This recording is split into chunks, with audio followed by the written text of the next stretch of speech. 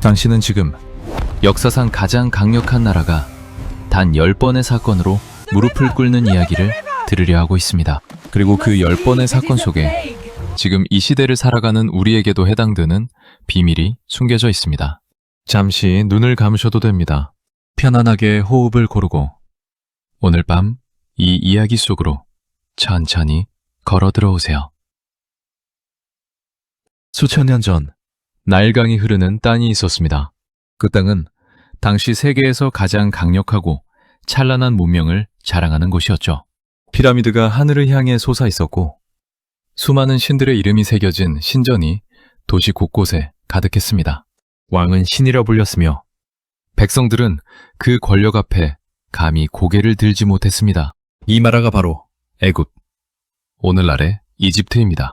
그 화려한 땅 한가운데에 수백 년째 노예로 살아가는 민족이 있었습니다. 매일 아침 채찍 소리와 함께 하루를 시작하고 매일 저녁 지친 몸을 이끌고 흙집으로 돌아가는 사람들. 그들의 이름은 이스라엘이었습니다. 이 이야기는 단순한 재앙 이야기가 아닙니다. 이것은 침묵하시는 것처럼 보이던 하나님이 마침내 역사 앞에 나타나시는 이야기입니다. 이것은 인간이 만들어낸 신들이 하나씩 무너지는 이야기입니다. 그리고 이것은 오늘 밤 이 소리를 듣고 있는 당신에게도 여전히 살아있는 메시지입니다. 천천히 함께 걸어가 보겠습니다. 1부 왜 재앙이 시작되었는가? 나일강은 애굽의 생명선이었습니다. 그 강이 없었다면 애굽 문명은 사막 한가운데서 태어나지도 못했을 것입니다. 매년 강물이 범람하면서 기름진 토양을 남겨두었고 그 덕분에 곡식이 자랐으며 그 덕분에 사람들이 살아남을 수 있었죠.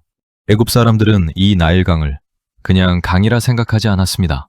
그들은 그 강 속에 신이 깃들어 있다고 믿었습니다. 하피라는 이름의 나일강 신은 풍요와 생명을 상징했고 사람들은 매년 강에 예물을 드리며 강신에게 기도했습니다.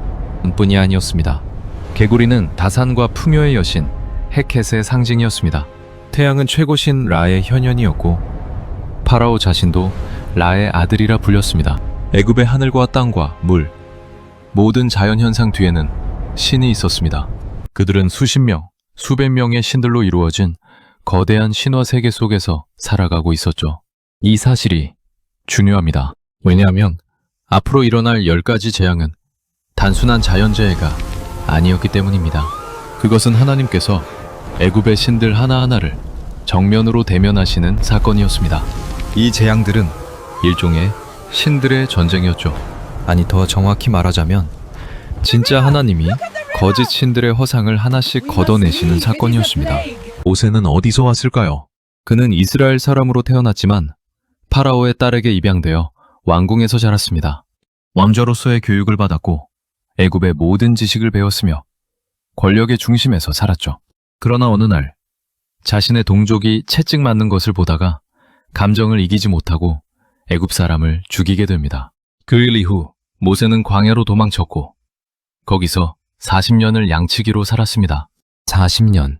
왕자에서 양치기로. 그 긴 시간 동안 모세는 아마도 자신이 아무 쓸모없는 사람이 되었다고 느꼈을 것입니다. 세상으로부터 잊혀진 사람, 역사에서 사라진 사람. 그런 그에게 어느 날 불꽃이 나타났습니다. 타오르는데 타지 않는 떨기나무. 그 불꽃 속에서 하나님의 음성이 들려왔습니다. 나는 스스로 있는 자니라. 내 백성을 애굽에서 이끌어내어라. 모세는 망설였습니다. 나는 말도 잘 못하고 아무도 내 말을 듣지 않을 것이라 했죠. 두려움과 자격지심이 그를 붙들었습니다. 그러나 하나님은 그 떨기나무처럼 꺼지지 않으셨습니다. 끝까지 그를 붙드셨고 결국 모세는 애굽으로 돌아갔습니다. 그리고 그 시작이 이미 수백 년 전부터 예언된 사건의 첫 걸음이었습니다. 더 깊은 의미가 숨겨져 있습니다. 하나님은 왜 모세를 40년 동안 광야에서 기다리게 하셨을까요? 왕자로서의 능력은 충분했을 텐데요. 하나님은 인간의 화려함이나 능력보다 낮아진 자의 마음을 원하셨습니다. 자신의 힘으로는 아무것도 할 수 없다는 것을 아는 사람, 오직 하나님을 의지할 수밖에 없는 사람, 그런 모세가 필요하셨던 것입니다. 이것으로 끝이 아니었습니다. 2부 10가지 재앙의 흐름. 첫 번째 재앙. 나일강이 피로 변하다. 어느 이른 아침이었습니다. 모세는 형 아론과 함께 나일강 어귀에 섰습니다. 그 시간 파라오는 강가로 나오고 있었습니다. 아마도 매일 아침 강에 기도드리는 의식을 위해서였을 것입니다. 모세가 파라오 앞에 섰습니다. 그리고 말했습니다. 이스라엘을 내보내지 않으면 이 강이 피로 변할 것이라고. 파라오는 코웃음 쳤습니다. 그의 눈에는 모세가 광야에서 온 늙은 양치기에 불과했을 것입니다. 권력도 없고 군대도 없고 신전도 없는 사람. 그의 말을 들을 이유가 없다고 생각했겠죠. 모세가 지팡이를 들어 나일강 물을 쳤습니다. 그 순간 맑고 넓게 흐르던 강물이 서서히 붉게 물들기 시작했습니다. 강하구에서부터, 지류에서부터, 물웅덩이에서부터, 심지어 돌그릇과 나무, 그릇에 담긴 물까지도 모두 피로 변했습니다. 물고기들이 떠올랐습니다. 강에서 썩은 냄새가 진동했습니다. 강물을 마시려던 사람들이 뒤로 물러섰습니다. 애굽 온 땅에서 마실 물이 사라졌습니다. 이 재앙이 무엇을 뜻하는지 이해하려면 애굽 사람들의 눈으로 봐야 합니다. 그들이 섬기던 하피, 나일강의 신이 지금 심판을 받고 있습니다. 생명을 준다고 믿었던 간이 지금 죽음의 피로 가득 찼습니다. 하피는 침묵했습니다. 아무 응답이 없었습니다. 그런데 파라오의 마음은 꿈쩍하지 않았습니다. 그의 마술사들도 똑같이 물을 피로 만들어 보였기 때문이었습니다. 하지만 잠깐 생각해보세요. 이미 피로 가득한 세상에서 마술사들이 할 수 있는 것은 오직 더 많은 피를 만드는 것뿐이었습니다. 그들은 문제를 해결하지 못했습니다. 오히려 심화시켰죠. 그럼에도 파라오는 돌아서서 왕궁으로 들어갔습니다. 하나님은 7일을 기다리셨습니다. 두 번째 재앙. 개구리 때 7일이 지났습니다. 파라오는 여전히 마음을 돌리지 않았습니다. 이번에는 강에서 개구리 떼가 나왔습니다. 수도 없이 많은 개구리들이 강에서 기어나와 온 땅을 뒤덮기 시작했습니다. 침실로, 침대 위로, 부엌 오븐 속으로, 반죽 그릇 안으로 어디를 가도 개구리였습니다. 밟으면 개구리, 손을 뻗으면 개구리, 새벽에 눈을 뜨면 얼굴 위에 개구리였습니다. 애굽 사람들에게 개구리는 신성한 동물이었습니다. 다산과 풍요의 여신 헤켓은 개구리의 머리를 가진 모습으로 묘사되었습니다. 그들은 개구리를 함부로 죽이지 않았습니다. 그런 개구리가 지금 재앙이 되어 돌아온 것입니다. 숭배하던 것이 심판의 도구가 되었습니다. 파라오도 이번에는 흔들렸습니다. 그는 모세를 불렀습니다. 개구리 떼를 사라지게 해달라. 그러면 이스라엘을 보내주겠다고 했습니다. 모세가 물었습니다. 언제 이 개구리들을 없애드릴까요? 파라오의 대답이 참 흥미롭습니다. 내일이라고 했습니다. 지금 당장 개구리로 뒤덮인 상황에서 매일을 택한 것입니다. 왜였을까요? 혹시 마술사들이 하룻밤 사이에 어떻게든 해결책을 만들어낼 수 있지 않을까 하는 마지막 기대가 있었던 것은 아닐까요? 아니면 그는 정말 하나님 앞에 완전히 무릎 꿇기 싫었던 것인지도 모릅니다. 개구리들이 사라졌습니다. 그러자 파라오는 다시 마음을 굳혔습니다. 약속을 잊었습니다. 이 패턴이 반복됩니다. 고통이 닥치면 내려놓겠다고 하다가 고통이 사라지면 다시 돌아서는 모습. 너무나 인간적인 모습이 아닌가요? 세 번째 재앙. 이번에는 경고 없이 재앙이 왔습니다. 아론이 지팡이로 땅에 티끌을 치자 온 애굽 땅의 먼지가 이가 되었습니다. 사람과 가축 위에 이가 들끓었습니다. 이 작은 생물들이 온 몸을 뒤덮는 그 고통은 상상만 해도 끔찍합니다. 잠을 잘 수도 없고 먹을 수도 없고 아이들을 달랠 수도 없었겠죠. 이번에는 파라오의 마술사들도 이것을 만들어내지 못했습니다. 그들은 파라오에게 말했습니다. 이것은 하나님의 손가락입니다. 그렇게 고백했습니다. 그러나 파라오의 마음은 여전히 완고했습니다. 사람들이 놓치고 있는 부분이 있습니다. 이 재앙은 이 체계적인 심판의 전환점이었습니다. 마술사들이 한계를 인정했고 거짓 신들의 능력이 한계에 부딪혔습니다. 그럼에도 파라오는 눈을 감았습니다. 네 번째 재앙, 파리 때. 네 번째 재앙부터는 중요한 변화가 나타납니다. 하나님은 이스라엘 백성이 사는 고센 땅은 재앙에서 구별하시겠다고 말씀하셨습니다. 파리 때가 애굽 온 땅을 뒤덮었습니다. 왕궁도 신전도, 시장도, 모든 집이 파리로 가득 찼습니다. 그러나 고센 땅에는 파리가 없었습니다. 이 구별이 무엇을 의미하는지 생각해 보세요. 하나님은 단순히 재앙을 내리시는 분이 아니라 자기 백성을 알아보시고 구분하시는 분이라는 것입니다. 같은 땅 위에서도 누가 하나님의 백성이고 누가 아닌지를 분명히 하셨습니다. 파리는 애굽의 신 베엘제붑과 연관되기도 합니다. 파리들의 신이라 불리는 존재가 지금 애굽 사람들을 괴롭히는 재앙의 매개가 되었습니다. 파라오는 이번에도 협상을 시도했습니다. 이 땅에서 제사를 드리라. 멀리 가지는 말라. 그는 완전히 내보내고 싶지 않았습니다. 조금씩 양보하는 척하면서 실제로는 통제를 유지하려 했습니다. 모세는 받아들이지 않았습니다. 다섯 번째 재앙. 가축의 죽음. 애굽의 신들 중에는 가축을 상징하는 신들도 있었습니다. 황소신 아피스는 가장 성스러운 신 중 하나였습니다. 암소머리를 가진 하토르 여신은 사랑과 풍요를 상징했습니다. 다섯 번째 재앙으로 애굽의 가축들이 죽기 시작했습니다. 말과 나귀, 낙타와 소와 양이 쓰러졌습니다. 들판에 가축들의 시체가 널렸습니다. 그런데 이스라엘 백성의 가축은 하나도 죽지 않았습니다. 파라오는 직접 확인하러 사람을 보냈습니다. 고센 땅을 살펴보니 정말로 이스라엘 가축은 살아 있었습니다. 이 사실이 파라오에게 어떻게 받아들여졌을까요? 그것이 기적임을 분명히 알았을 것입니다. 자연적인 현상이 아니라는 것을. 그럼에도 파라오의 마음은 닫혀 있었습니다. 이것이 인간 의지의 무서운 면입니다. 증거를 보아도, 현실을 직면해도 마음을 닫기로 결정한 사람은 닫습니다. 파라오의 이야기는 아주 오래전 어떤 왕의 이야기이지만 동시에 우리 모두의 마음 안에 있을 수 있는 무언가를 비추고 있습니다. 여섯 번째 재앙, 독종.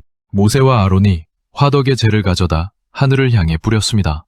그 재가 애굽 온 땅에 날려 사람과 짐승의 피부에 내려앉았습니다. 그리고 악성 종기가 생겼습니다. 파라오의 마술사들도 종기 때문에 모세 앞에 서지 못했습니다.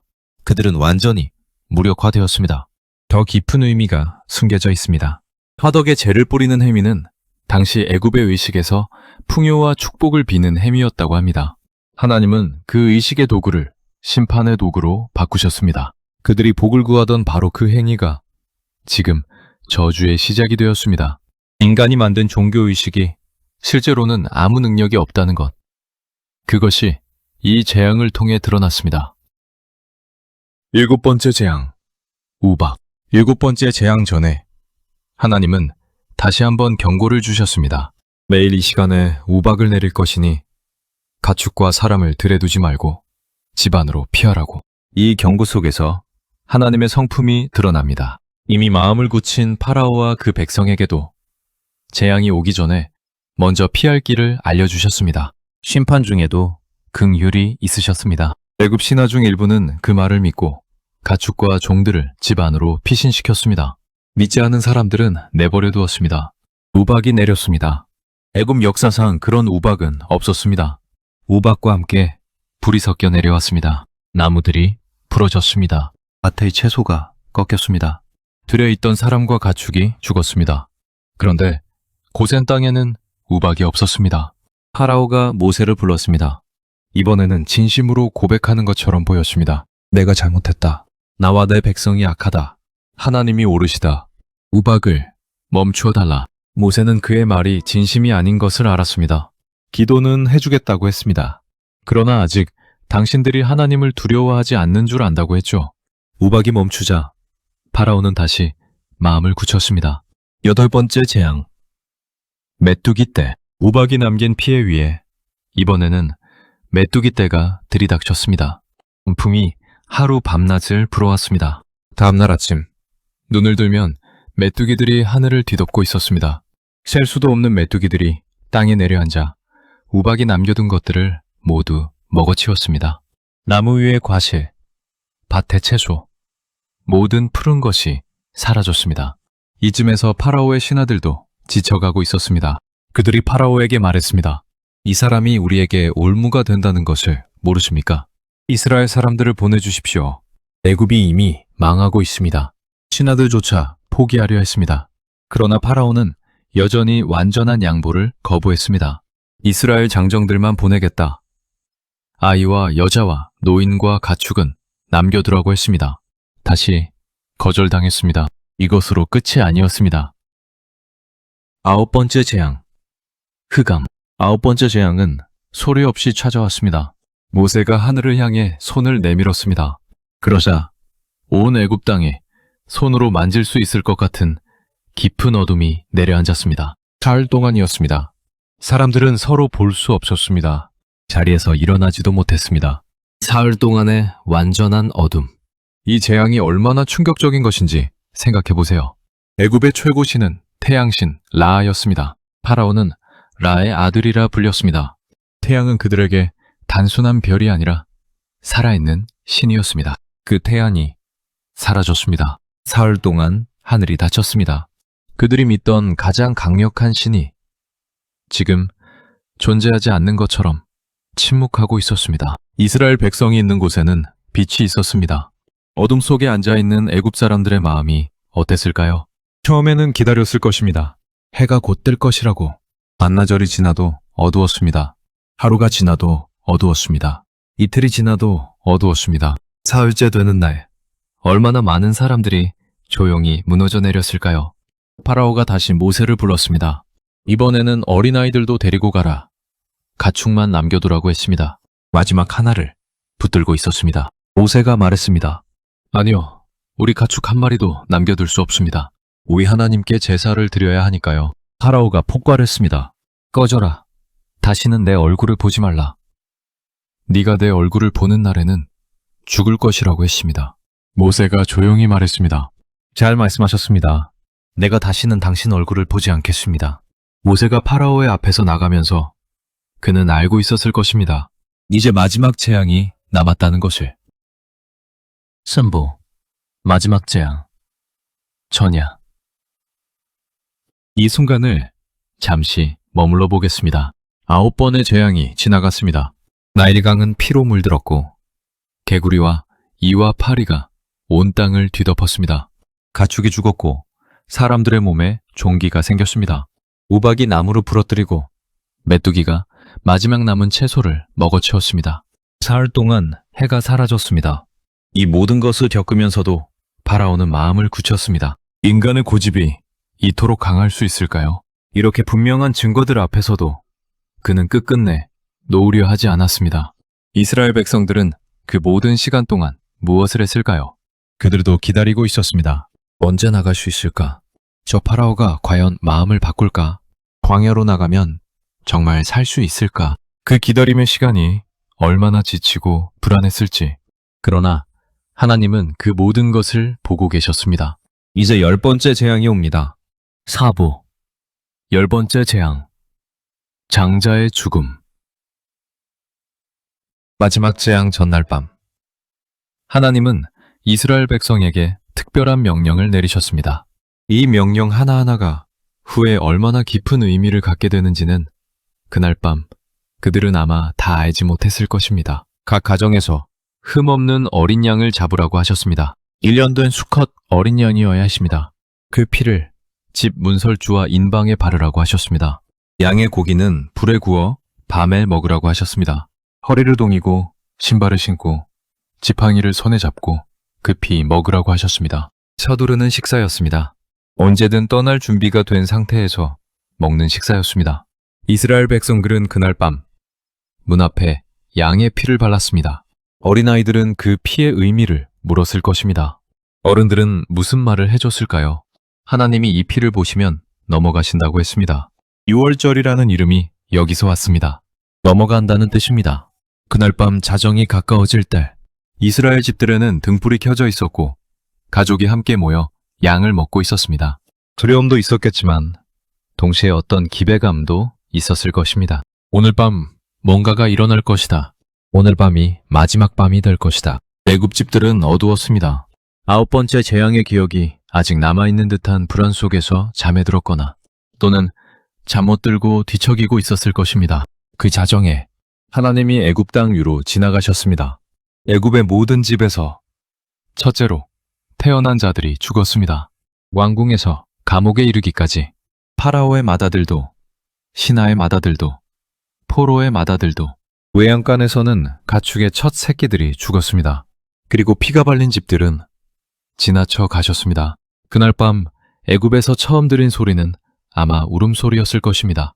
처음에는 한 집에서, 그 다음에는 옆집에서, 그 다음에는 온 동네에서, 새벽 시간, 온 애굽 땅에서 통곡 소리가 울려 퍼졌습니다. 파라오가 밤중에 일어났습니다. 그의 맏아들이 죽어 있었습니다. 그는 급하게 모세와 아론을 불렀습니다. 일어나 내 백성 가운데서 나가라. 너희가 말한 대로 가거라.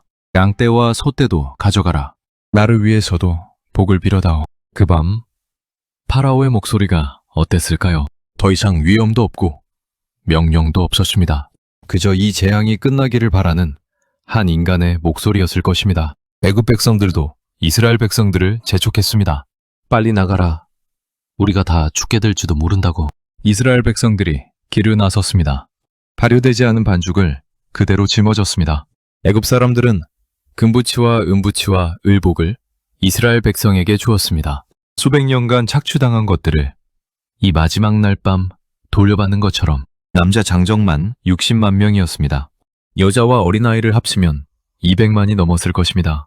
그 거대한 무리가 밤을 뚫고 나아갔습니다. 그것이 출애굽의 시작이었습니다. 5부 10가지 재앙 속에 숨겨진 비밀. 이제 우리가 방금 들은 이야기를 한 걸음 물러서서 바라보겠습니다. 이 재앙글은 단순한 자연재해의 연속이 아니었습니다. 하나님은 이 10가지 재앙을 통해 무엇을 말씀하고 싶으셨을까요? 첫 번째로 이것은 애굽의 신들에 대한 체계적인 심판이었습니다. 나일강의 피는 강신, 하피를 향한 심판이었습니다. 개구리는 다산의 여신 헤켓을 향한 심판이었습니다. 가축의 죽음은 황소신 아피스와 하토르 여신을 향한 심판이었습니다. 그리고 마지막 흑암은 최고신 태양신 라를 향한 심판이었습니다. 파라오 자신이 신의 아들이라 불리는 상황에서 그의 맏아들이 죽는 것은 파라오의 신성에 대한 마지막 심판이었습니다. 하나님은 이렇게 말씀하시는 것 같습니다. 너희가 섬기는 것들이 무엇인지, 그것들이 실제로 어떤 존재인지를 내가 하나씩 보여주겠다고. 두 번째로 이것은 자유를 향한 이야기였습니다. 수백 년간 노예로 살던 민족이 해방되는 이야기였습니다. 인간이 인간을 소유할 수 없다는 것. 어떤 제국도 영원히 다른 민족을 억압할 수 없다는 것. 그것이 이 이야기 속에 새겨져 있습니다. 세 번째로 이것은 인내하시는 하나님의 이야기였습니다. 하나님은 한 번에 모든 것을 끝낼 수도 있으셨습니다. 그러나 그분은 10번의 기회를 주셨습니다. 매 재앙마다 경고를 주셨고 피할 길을 주셨습니다. 파라오에게 몇 번이고 돌아올 기회를 주셨습니다. 이것이 하나님의 방식입니다. 즉각적인 심판보다 여러 번의 기회를 주시는 분, 심판 속에서도 문을 열어두시는 분. 네 번째로 이것은 구별에 관한 이야기였습니다. 같은 땅에 살면서도 고센 지역의 이스라엘 백성에게는 재앙이 미치지 않았습니다. 하나님은 자기 백성을 아셨습니다. 그들 한 명 한 명을, 이름을, 얼굴을 사람들이 놓치고 있는 부분이 있습니다. 이 구별은 이스라엘 백성이 더 도덕적이어서가 아니었습니다. 그들도 오랜 노예 생활 속에서 믿음을 잃은 사람들이 많았을 것입니다. 그 구별은 하나님의 선택이었습니다. 하나님이 먼저 그들을 자기 백성이라 부르셨기 때문에 그들이 지켜진 것이었습니다. 다섯 번째로 어린 양의 피가 문 앞에 발려있던 그 밤의 장면을 기억하세요. 이 장면은 1000년이 넘는 시간이 지난 후 또 다른 어린 양의 피로 이어집니다. 죄 없는 분이 우리를 대신하여 죽으시는 그 이야기로 6월절 어린 양의 피가 집집마다 발려있던 그 밤. 그것은 훗날 오실 분에 대한 하나의 그림자였습니다. 더 깊은 의미가 숨겨져 있습니다. 6부 파라오라는 거울. 파라오의 이야기는 먼 옛날 어떤 왕의 이야기입니다. 그러나 동시에 이 이야기를 듣고 있는 우리 각자 안에 있을 수 있는 무언가를 비추는 거울이기도 합니다. 고통이 오면 하나님을 찾다가 고통이 사라지면 돌아서는 마음. 완전히 매려놓기가 싫어서 조금만 양보하는 척하는 마음. 증거를 보아도 믿고 싶지 않은 마음. 이것이 파라오만의 이야기인가요? 파라오는 10번의 기회가 있었습니다. 첫 번째 재앙이 왔을 때 그때 마음을 열었다면 어땠을까요? 두 번째 재앙이 왔을 때 그때 약속을 지켰더라면 어땠을까요? 우리는 파라오를 비난하기 쉽지만 사실 우리도 하나님이 여러 번 말씀하시는 것을 듣고도 돌아서는 경험이 있지 않을까요?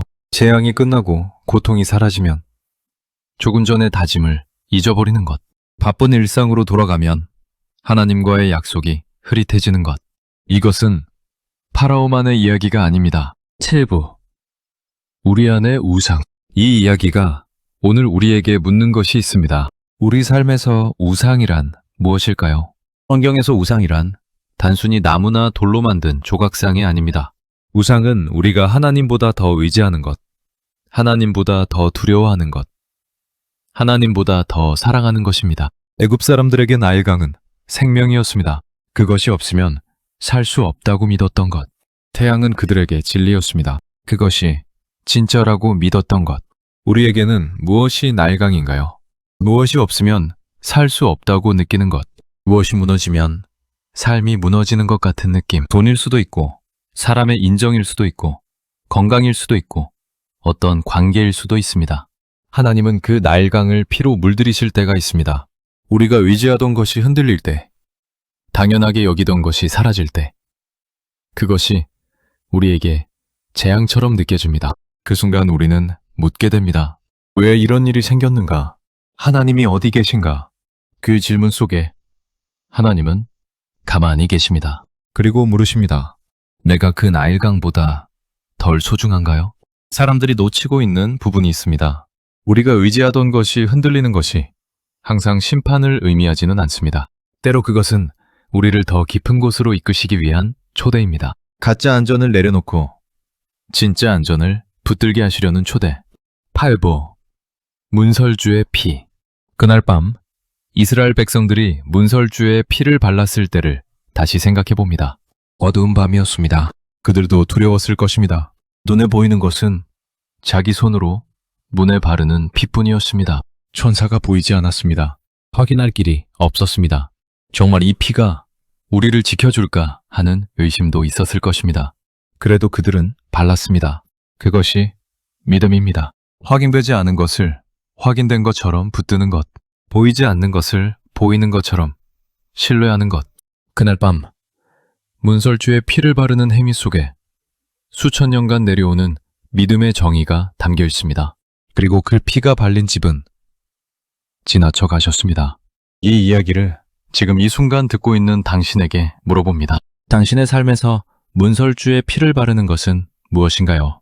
두려움 앞에서도 보이지 않는 것에 대한 신뢰를 선택하는 것. 어두운 밤에도 문 앞을 떠나지 않는 것.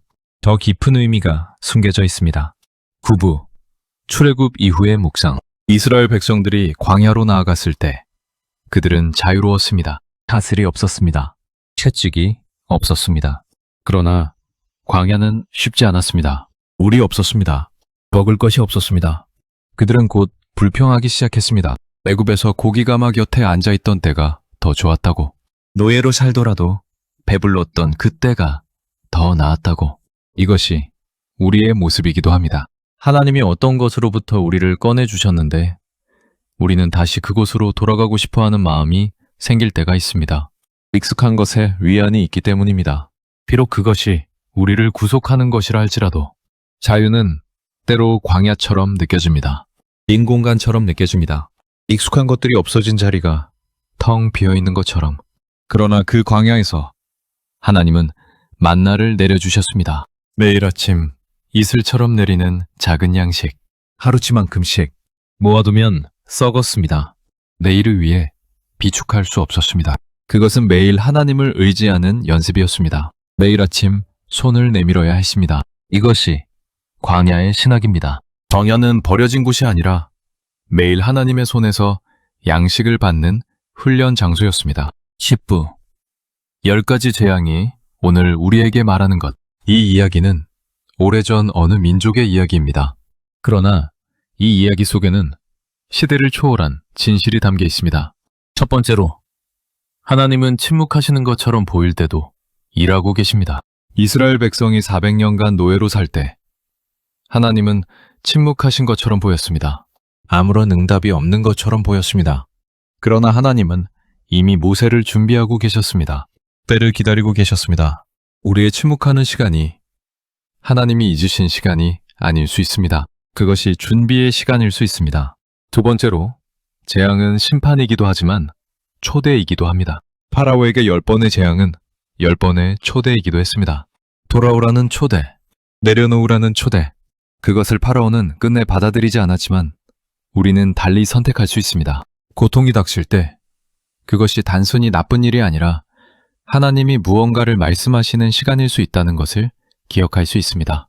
세 번째로, 구원은 내 능력으로 얻는 것이 아닙니다. 그날 밤 이스라엘 백성을 살린 것은 그들의 도덕성이나 능력이 아니었습니다. 은설주에 발린 피였습니다. 그들이 한 것은 오직 그 피를 바르는 것뿐이었습니다. 그것도 하나님이 먼저 가르쳐 주셨을 때. 구원은 처음부터 끝까지 하나님의 일이었습니다. 네 번째로, 우리가 두려워하는 것들이 우리의 신이 되어 있을 수 있습니다.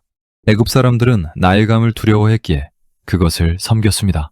태양이 없어지면 세상이 끝날 것 같았기에 태양에 기도했습니다. 우리는 어떤 것을 잃을까 두려워서 그것에 종속되어 살고 있지 않을까요? 그 두려움 자체가 하나의 신이 되어 있을 수 있습니다. 다섯 번째로, 하나님은 자기 백성의 얼굴을 아십니다. 온 애굽 땅이 어둠 속에 있을 때 이스라엘 백성의 거처에는 빛이 있었습니다. 하나님은 어둠 속에서도 자기 백성을 아셨습니다. 당신이 지금 어두운 시간을 보내고 있다면 그 어둠 속에서도 당신의 이름을 아시는 분이 있다는 것을 기억하세요. 이것으로 끝이 아니었습니다. 리베보, 수면 묵상, 마지막 여정. 이제 이 긴 이야기의 끝자락에 왔습니다. 당신은 오늘 밤 이 이야기를 들었습니다. 수천 년 전 먼 땅에서 일어난 일들이 어쩌면 오늘 밤 당신이 누워있는 이 자리와 멀지 않은 이야기일 수도 있습니다. 우리 모두에게 나일강이 있습니다. 우리가 생명처럼 붙들고 있는 것, 그것이 흔들릴 때 우리의 세계가 흔들리는 것, 돈일 수도 있고 관계일 수도 있고 건강일 수도 있고 사람들의 평가일 수도 있습니다. 우리 모두에게 파라오 같은 마음이 있습니다. 완전히 내려놓기 싫은 마음, 조금은 내 방식대로 하고 싶은 마음, 증거를 보면서도 돌아서는 마음. 우리 모두는 어느 날 밤 문설주의 피를 바르는 선택 앞에 서게 됩니다. 보이지 않는 것을 믿을 것인가, 아닌가? 어둠 속에서도 그 약속을 신뢰할 것인가, 아닌가? 이 이야기는 오래전 끝났지만 동시에 지금도 이어지고 있습니다. 잠시 조용히 생각해 보세요. 지금 내 삶에서 하나님이 손가락으로 가리키시는 것이 무엇일까요? 내가 하나님보다 더 의지하고 있는 것이 있을까요? 재앙이라 생각했던 일들 속에 어쩌면 초대가 담겨 있지 않았을까요? 하나님은 파라오에게도 10번의 기회를 주셨습니다. 당신에게도 여러 번의 기회를 주셨을 것입니다. 지금 이 순간도, 이 이야기를 듣고 있는 이 시간도 어쩌면 그 기회 중 하나일 수 있습니다. 이것으로 끝이 아니었습니다. 12부 마지막 묵상. 눈을 감고 천천히 호흡해 보세요. 지금 어떤 무거움이 있다면 그것을 잠시 내려놓아 보세요. 마음의 무게, 걱정의 무게, 두려움의 무게. 이스라엘 백성들이 광야로 나아가던 그 새벽을 상상해 보세요. 뒤에는 애굽이 있었고 앞에는 알 수 없는 광야가 있었습니다. 그들은 떨리는 발로 걸음을 내딛었습니다. 그 발걸음 하나하나를 하나님이 보고 계셨습니다. 당신의 발걸음 하나하나도 보고 계십니다. 어두운 밤에도 빛이 있었던 고센의 기억처럼 당신의 어두운 시간 속에도 하나님의 눈이 떠나지 않습니다. 개구리 떼가 물러가듯 지금 당신을 짓누르는 것들도 지나갈 것입니다. 나일강이 다시 맑아지듯 지금 혼탁해 보이는 것들도 정리될 날이 있습니다. 그 모든 것을 넘어서 변하지 않는 한 가지가 있습니다. 나는 스스로 있는 자 아니라 그분이 계십니다. 오늘도 매일도 당신이 눈을 감고 잠드는 이 순간에도 편안하게 눈을 감으세요. 오늘 밤은 충분히 쉬어도 됩니다. 모든 것을 내일로 미루어도 됩니다. 당신의 잠을 지키시는 분이 계십니다. 잠자리에서도 하나님의 이름을 조용히 불러볼 수 있습니다. 크게 기도하지 않아도 됩니다. 그냥 마음속으로 오늘 밤도 이 자리에 계세요 라고. 그것으로 충분합니다. 이 이야기는 오늘 밤 끝났습니다. 그러나 하나님의 이야기는 계속됩니다. 당신의 이야기 속에서 매일도 모레도 가난한 밤 되세요. 에필로그. 다시 한번 돌아보면 오늘 우리가 함께 걸어온 이야기를 마지막으로 정리해봅니다. 모세가 광야에서 40년을 보냈습니다. 잊혀진 것 같던 그 시간이 사실은 준비의 시간이었습니다. 하나님은 잊으신 것이 아니었습니다. 나일강이 피로 물들었습니다. 생명의 근원이라 믿던 것이 무너지는 경험. 그 경험이 어쩌면 더 깊은 생명을 발견하는 시작점이 될 수 있습니다. 10번의 재앙마다 10번의 기회가 있었습니다.